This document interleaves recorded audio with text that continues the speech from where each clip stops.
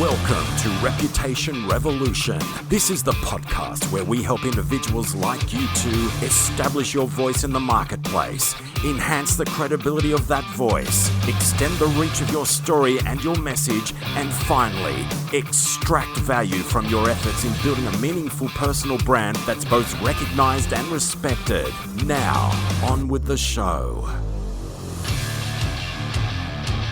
Alrighty, welcome to episode 267 of the Reputation Revolution podcast. I am joined today by extraordinaire of many things: marketing, content, podcasting, extraordinaire, Brendan Keogh. Welcome. Oh, stop it, Trevor. How are you going? How are your listeners? Good. And mate, welcome to another episode of the podcast where we dissect a previous interview. And today we're going to talk the interview I did last time, which is episode 266, which was titled Building a Case for Why Business Owners Need to Get Serious About Building Their Personal Brand. It was an interview with Adam Robinson, founder of retention.com. First of all, what were your initial thoughts from that? Because there's a lot to dig into. Lots, Trevor. First thought was it was a great interview by you. Your ability to sum up, a lot of content right at the end there, which is very impressive. So hats off to you and your interview technique. Zero to infinity, I think, was the message, wasn't it? That this is a guy who went from not even being on social media himself. Yes. And has focused, has then just totally flipped, and is all in on personal branding. Above business branding, personal branding. Yep. As he is the founder and telling the story of the business's growth, the warts and all, transparent story through his founder lens. And so it's his story, talking about the business, but his story of it. The hiring and firing, how he went this month, all of those aspects, what motivates him. All of these kind of aspects, purely his story, but just to go from not being on social to as active as he is quite a turnaround. And that was the guts of it, wasn't it? It was his story on why he's doing it. That's why I wanted to interview him, because he's someone who hasn't been on social media. And he started on social media late last year, as in late 2022. And within, 6 to 8 months, he's amassed on LinkedIn. His channels are LinkedIn and Twitter. LinkedIn is his main one. He's got 22,000 followers. So he's growing that very quickly, whereas, as you said, he wasn't even doing anything on it. He's learning Twitter and getting better at it. And he's starting to do stuff on YouTube, and he's got a podcast. So zero to infinity, zero to hero. But it just shows it's a great thing, People want to know, well, how much do I have to do to make an impact? And clearly, you can do too much and just saturate the market. But if you don't do enough, you're not going to get traction as well. So it depends on what your goals are. So Adam strikes me as a kind of a guy who's all in, and his thing was doubling down on video. But when we're talking about, his business is called retention.com. He is a seasoned startup entrepreneur, but just a little bit about him, just so people will get a feel. He's in the tech game, which again makes it interesting because he wasn't on social. So he's the founder and CEO of retention.com, and he's reached 14 million annual recurring revenue in 2.5 years with just 6 people and 0 funding. So he's all about the founder story. And that's what he talks about. It's not just personal branding to build a business around your personal brand. The business is running. He's doing personal branding to bring people into the retention.com orbit, I suppose. And, a lot of the benefits, he's not even seeking at the moment. Like, he's getting investors falling over themselves to invest in the company. Yep. This behind-the-scenes transparency and engaging with this person, it's got so many benefits. He talked about, obviously, recruitment, but I thought that was interesting. He's getting benefits he isn't even seeking yet, But if the time was right, he did want investors. He's all geared up. I mean, the ability to have people come seek him out to work for him, put their hand up, I think, as you said, that he's amazed at the calibre of people he gets in. So that's incredible. And I think throughout his learning, and the podcast is an example, Trevor, the pivot he's done on the podcast, that, tweaking it to kind of then assess, okay, I'm getting some traction here, but is this hitting the right audience? What do I have to do to tweak that? So, I think that the podcast was a good example of that tweaking.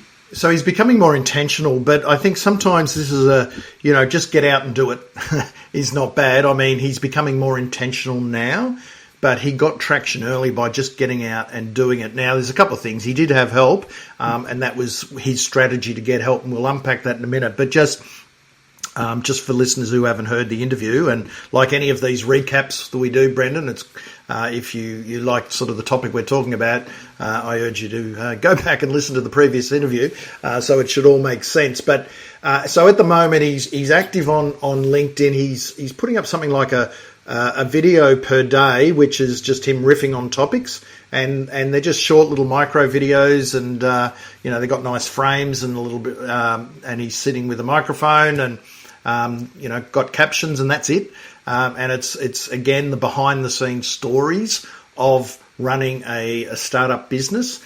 He doesn't talk about what the business does. He doesn't promote the products. I know how many people have just driven off the road or collapsed while they're out walking, listening to this. Yes, folks, he doesn't talk about his products and services.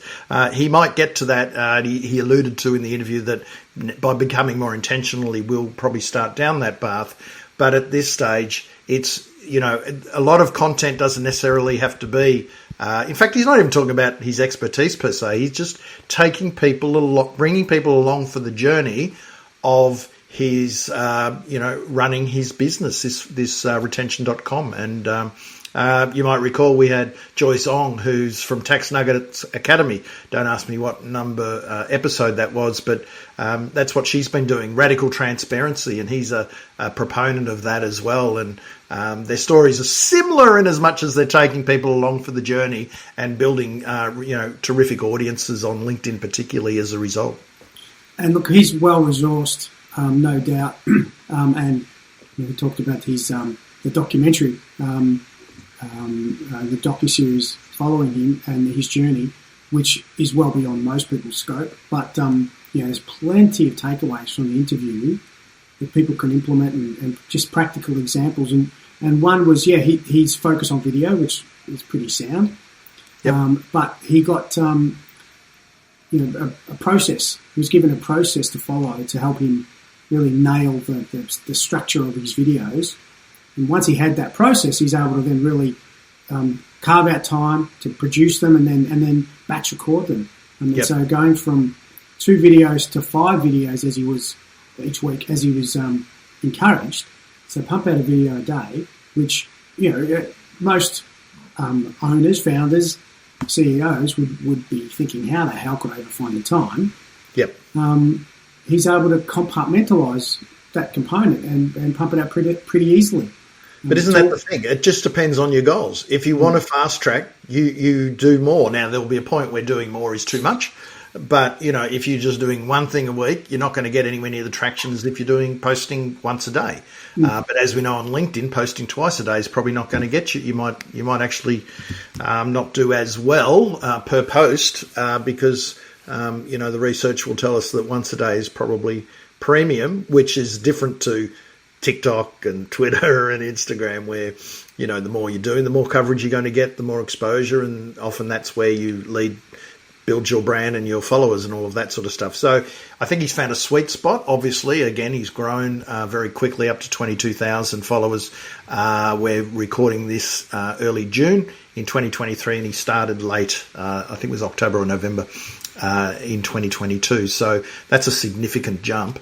And clearly people are following him for his videos and his content and his story because he's bringing people along for the journey. And that's what people are interested in. People's stories and humanity and lessons learned and all of that. And I think that would be a bit of a lesson from today's episode. And that one is that it's great to show your expertise and build thought leadership, because, you know, the people who listen to this show are, you know, that's where we gear it around, is that building a thought leader brand. But it's the human content that really resonates with people as well. So, you know, maybe throw a bit of that in and you'll start seeing even more traction. Yeah, interesting. Coming from, you can understand a personal brand-based business, a business built around a person, but you know, this is a company, software as a service, so not based around him, but still he's found value in solely focusing pretty much his marketing efforts on building his personal brand through telling the story of his business journey, the startup journey.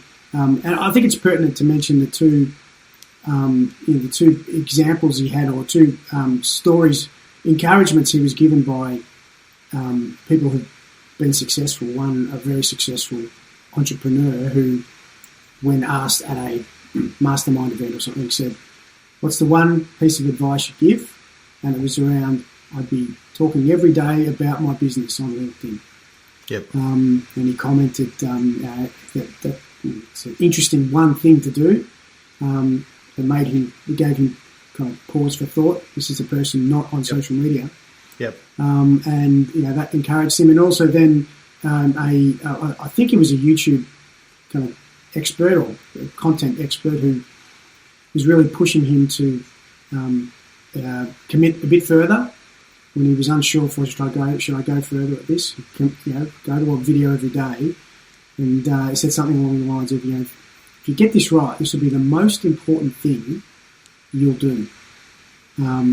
So pretty powerful comments there. And I think, you know, the term, you know, this will become basically your job, doing this kind of work. So, but if you are a business owner, you are also owner of a media company, a media network. I mean, really, to do it properly today, you've got to allocate time to that. Now, people say I haven't got time. That's a whole different issue. That just means it's not important to you.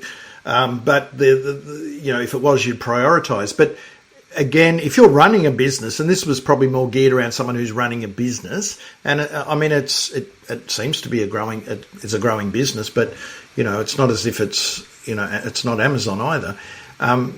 You know, he believed in it so much that he invested in someone to help him with his LinkedIn posts at the start. And so he could learn from them. And now he's obviously a lot more video, but in the early days it was writing LinkedIn posts, and he got someone to help him do that. And obviously his ideas and stuff, and then someone would write it. And, you know, that's something that we see some people do. I know people in corporates do that. I know people who do it. They employ they're probably more corporate, and they've probably got, you know, a budget to do it, and you know, the senior leaders in that are getting people to ghostwrite for them. And I haven't got a problem with ghostwriting as long as they're not, you know, it's still your spirit, your heart, your ideas and expertise, and they're just packaging it in a more digestible format for LinkedIn. But you know, if you're running a solid business and it's important for you to have a profile in the marketplace, and in most cases it is, then there's a reason. There are reasons for it. Then maybe rather than struggle and doing all the writing yourself, you focus on what are these topics are, what are they going to be. Here's some bullet points, and get someone to write it for you. That is a smart thing. In fact, just today I interviewed an expert for 40 minutes, and we're going to turn that into articles and a powerful document. So that gets handed off. So that's happening all the time. This is something you can do, and Adam's done it, and it's fast-tracked him like 200%. A common theme on our recaps, Trev, is get started. And, you know, I'm sure a lot of listeners, the barrier is, where do I begin?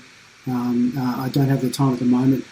And I think Adam's example of use a ghostwriter to get started, get some help, expert help. He talked quite a few times about people who know this, have done it before, know the little tricks and angles, not to gamify it, but know how it all works, what's going to make a good LinkedIn post.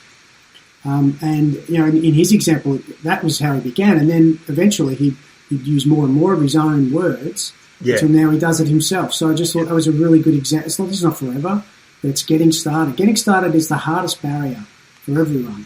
And if you can without that support, it's an insurmountable hurdle. You can get support. Same with his podcast. Where do I begin? Get some help to get the podcast up and running. Get moving, get some momentum, and then you can bring more and more of yourself, your own personal content into it. Yeah, so Adam has got a podcast called 10 Years in the Making, and it's a podcast for operating founders who want to learn how to successfully build and scale a direct-to-consumer e-commerce business, because that's kind of the area that his company plays in. But he's did say that he's going to, even become more intentional about that. So sometimes you might have to just get out and do stuff before you become intentional, because otherwise, again, you overplan and nothing ever happens. So he's of the belief, and we've covered this. I think we covered this at the start. We're in season 7 of Reputation Revolution. I think you and I and Sam Osborne, in terms of branding, we talked the opening episode of season 6 about business brand versus personal brand. And it's a theme that just keeps running through. And in terms of that, it's, the wisdom is that if you want to build a brand quickly, then personal brand is the way to go. Because that's what, people don't follow logos, they follow people, and that's what, your content will resonate a lot more as a founder. But then if you are wanting to sell the business down the track, then it probably needs it to be its own brand, and then you need to be able to infuse that. And what does that look like? But if it's just you, the personal brand, and you've got you've got a weird name of the business, but it's not really a brand name, it should be you all the way. So, but this one was specifically around founders of businesses and founder brand. Your founder personal brand, get that going, and then how do you weave the business brand in? And it will have its own strategy, and the two have to be, are interrelated, obviously, and they need to be connected and consistent. And it's just so important coming from the top, from the CEO, the head person. So whether you're the founder, CEO, just a very key person in the business, it's so much more powerful hearing your stories compared to the marketing executive or what have you. So just another example of that's where probably the most important part for me takeaway was someone who was not a social media convert at all, not on it even for their own personal experience, had listened to people who had been successful and had thought, I'm going to invest my time. I'm going to really work at this. I'm going to make the time, as you said. You've got to carve the time out if you consider it's important. And he's reaping the benefits, but quite a bit of hard work. But they're able to structure, use expert resources to streamline it, and it's down. He's got it down to a fine art now. Takes 15% of his time to produce a lot the content that looks like he's on social media behind a camera all day. So, yeah. And you did allude to it early. He's just. I think the first one, when I'd interviewed him, the episode hadn't dropped, but it did a matter of days later. It was the first one he's got a new docuseries. So this has got a little bit more bells and whistles, and I've seen some people do this. Mike Stelzner did it a number of years ago with Social Media Examiner, where he took people behind the scenes, and it was fly on the wall, pure documentary type stuff.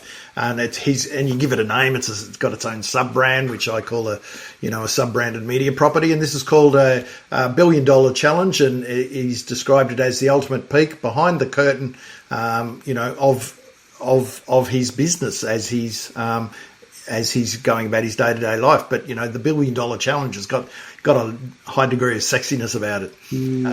And so watch, the other part of the blurb is, watch as we transform retention.com from a bootstrapped, low-stakes lifestyle business into a category-defining rocket ship. So $1 billion challenge has got a lot going for it, I think. And he's investing in that because this is going to tell the story, but obviously, as you alluded to earlier, people who are running businesses and founders can be very much like this. Lead sales, lead sales, lead sales, leads and sales. And that blinds them. And that's kind of the marketing side. But when you open up and look at things as a PR person, you look at all your audiences and you look at things more strategically. Yes, you look at clients and customers and what's going to deepen the level of connection with them and build know, like and trust and talked about in a positive way and top of mind, all that sort of good stuff that there are forerunners to commercial success. But also recruitment can, if you're fast growing, recruitment's hard for any business in any category at the moment from every conversation I have with someone. And the other thing is he might want investment down the track. And they're all following him. They know him. They'll have a good sense. So I would believe that over time it won't be as big a deal than as if he was invisible. If he's invisible, getting investor funding is probably going to be hard. But he's putting himself in a position to at least put his best foot forward from a venture capital point of view. There's so many aspects. If you just think of that lead sale, you're so blinkered in your activities. You think, well, that doesn't apply. I'm only going to be doing this narrow band of activity. And that makes it all about you. That you automatically go back into, it's about us and our products and services. And that's Correct. when you start turning people off. But when you broaden your thinking, that PR lenses you talk about, you're thinking of you're opened up, you're freed up to think big, think of different, a whole different range of activities, interesting activities that are interesting for you. And interesting to a broad range of people who may not be customers, but could be advocates, could be employees, partners, investors, and the earned media. This is just doing interesting stuff that catches people's attention. And he's getting interviewed on podcasts now. So you're giving people a reason to take note of you, and so many business owners don't do that. So many experts, professional experts, so many, owners of businesses, they don't give people a reason to take notice of them. And they make it about them and their products and their services, and that's not going to cut it today. Yeah. And it gets features and price, and that's it. It does. But when you add this layer, this dimension, and you think of it as, okay, I'm a media channel now. I'm a media network. I've got multiple channels and I'm a media network, and that's part of your business. That changes the ballgame. But that's a mindset shift. And this is, if there is an overarching theme, this is about mindset. Going from I don't care about social media and content and any of that stuff to, okay, I'm going to commit to it, doubles down, learns, gets people into help, doubles down on video, doubles again in terms of the documentary series, which is, again, it's an investment, and he's got a crew following him. But as we see with Gary Vaynerchuk, who kind of pioneered a lot of that sort of stuff, it powered him, didn't it? It really talk about rocket ships. It powered him into all sorts of, that exposure got him onto, CNN and TV and book deals and all of that. So, but none of that happens if you've got no visibility and influence and people don't trust you and you haven't got a good story. I think mindset was the first step. He had to get that mindset, have that mindset shift. Yep. And then it was about getting help because he wouldn't have got it done. He wouldn't have even started without help. Yep. But as you said, you outsource, as you said in the interview, you outsource the doing, not the thinking. So, while he's obviously would get advice about strategy, etc., he's also taking control, doing more of his own content now, and thinking about, actually, I've got to be more intentional, and who should I do? So his podcast is going to change the name of the podcast and the whole structure of that. Yeah. Now, whether that's just starts again or definitely a name change to really a total left turn. That's fine. You've got to. Yeah, absolutely. There's no crime in that because if you find out that what you're doing, I'm actually not quite hitting the mark that I want to be, or I want to turn the conversation in a different way. Absolutely, it's fine to relaunch something and hone in better on a more suitable group of target audiences. Yeah. So we're recapping the interview I did with Adam Robinson, who's the founder of retention.com. That was episode 266. This one's 267. And that was about building a case for why business owners need to get serious about building their personal brand. And as you've probably gathered, it was a bit of a meaty topic on why business owners and leaders should be building their personal brand, according to Adam, why they should be creating content and why they should be on social media. And Adam certainly believes that building your personal brand as a founder is a simpler and smarter way to grow your company's profile right out of the gate. That was the key, right out of the gate. And that's what we alluded to earlier, Brendan, is that, if you want to grow your company fast, the personal branding side of things from the founder or founders and the leaders of the business is probably the quickest way. And there will be a time when you got to juggle, okay, what do we do with the business brand? And so also in that interview, Adam sort of revealed why he was doubling down on video content and how he manages his social media day to day. So if anyone's who's a business owner and or a founder of a business and wants to learn more about what other founders are doing and why this is important, I recommend listening to the interview that I did with Adam. Couldn't agree more. And just for me, closing, reiterating what you said earlier, it was covered in the interview, and we've covered plenty of times on this recap. People follow people, not brands. They do. People follow people, and you can tell the stories, and it doesn't just have to be about your products and services, which is the detour a little bit for this that we gauged out of that conversation, and we've alluded to here, is that there are a number of different gates you can open to let people into your world through your content, and his just happens to be that sort of documentary behind the scenes type thing, and that might change down the track, but at the moment that's what he found worked. And as I said, starting from nothing on LinkedIn late 2022, and now in June 2023 he's got 22,000 followers, so that there's a bit of an indication there. So, and I thought my key takeaway was he's blown away that the opportunities that he never thought existed, like that have come to him as a result, and the recruitment was one. The recruitment thing really blew him away, where people are putting their hand up and want to join his business. So I think it's not often we get those interviews of someone who's willing to sit down and open themselves up about what they're doing from content, social media, that side of things. And so we do hear from experts, but it's also great to have these sort of case studies that bring it all to life, and I will continue to do that, because I think that makes it all more relatable, and they're all very different stories. And Adam was so generous with his story and the tactics he uses, resources, all of that. So he broke it all down. Broke it all down. Awesome. Well, thank you, Brendan, and we'll catch up with you shortly for another episode of The Reputation Revolution. A pleasure as always, Trevor. The reputation economy is here. The world today needs more genuine, credible experts and leaders to stand up and share their experience, their wisdom, their stories and ideas. Are you in?